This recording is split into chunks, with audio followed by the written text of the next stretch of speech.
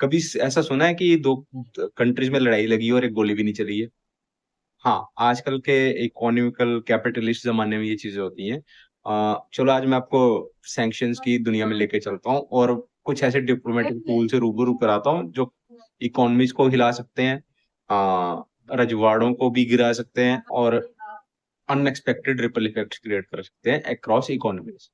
तो चलिए शुरू करते हैं। आज हम बात करेंगे कुछ ऐसे डिप्लोमेटिक वेपन्स के बारे में जो कंट्रीज एक दूसरे पे यूज करती हैं अंडर एनी हार्ड सर्कमस्टांसेस। सबसे पहले सैंक्शंस के बारे में बात करते हैं। सैंक्शंस आपने रिसेंटली सुनी होंगी जब यूएस ने रशिया पे सैंक्शंस लगाई थी ड्यूरिंग रशिया यूक्रेन वॉर। अब सैंक्शंस क्या होते हैं कि डिप्लोमेटिक एक्शंस होते हैं जिसमें एक गवर्नमेंट या मल्टीलेटरल ऑर्गेनाइजेशन इंटरनेशनल लॉ को प्रोटेक्ट करने के लिए और सेफगार्ड करने के लिए एनी किसी भी सिक्योरिटी थ्रेट के अगेंस्ट सैंक्शंस लगाती है, जिसमें मिलिट्री सैंक्शंस लग सकती हैं, डिप्लोमेटिक लग सकती हैं, स्पोर्ट्स लग सकती हैं और इकोनॉमिक रिस्ट्रिक्शंस लग सकती हैं। अब इसकी हम नेचर से एक स्टोरी उठाते हैं, द स्टोरी ऑफ बीज। अब जैसे आपने देखा होगा कि जो मधुमक्खियां हैं वो अपनी बॉडीज यूज करती हैं हीट क्रिएट करने के लिए और to fend off a hornet, और कंट्रीज इसी तरीके सैंक्शन यूज करती हैं किसी भी होस्टाइल पेन को कम करने के लिए। सैंक्शंस का मकसद ये होता है कि वो अपने एनिमी को वीक करें और जो उनके ऊपर कोलेटरल डैमेज हो रहा है उसको कम से कम किया जा सके। अब टाइप्स ऑफ सैंक्शंस क्या होती है?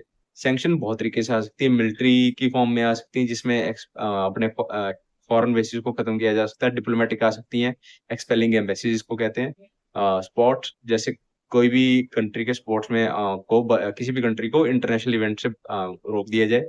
और इकोनॉमिक आ सकती है, जैसे किसी एक पर्टिकुलर कंट्री का ट्रेड पे रेस्ट्रिक्शंस लग जाए, करेंसी फ्लो पे बैन्स लग जाए, जो हमने रशिया यूक्रेन के केस में देखा।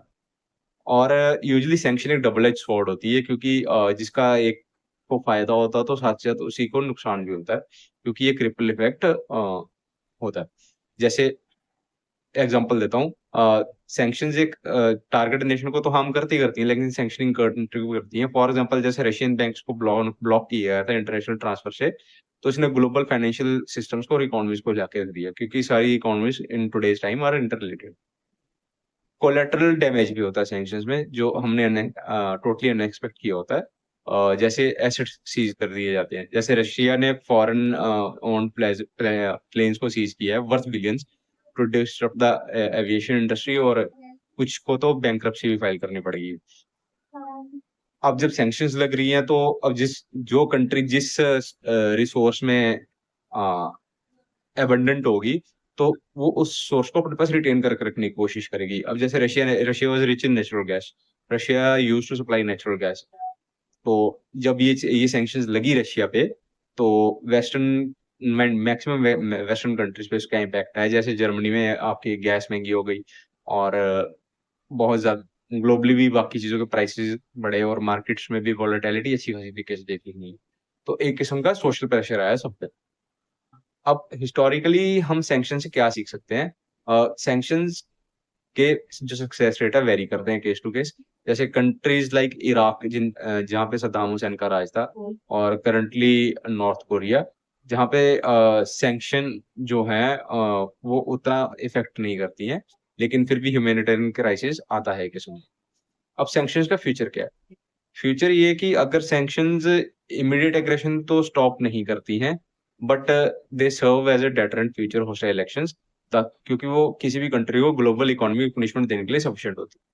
तो इससे ये होता है कि जो भी नेशंस एग्रेसिव हैं सैंक्शंस को लेके, तो वो थोड़ा सा इस पे रिकंसिडर करें, ताकि किसी को भी इकोनॉमिक आइसोलेशन फेस ना करनी पड़े। Thank you very much, have a nice day.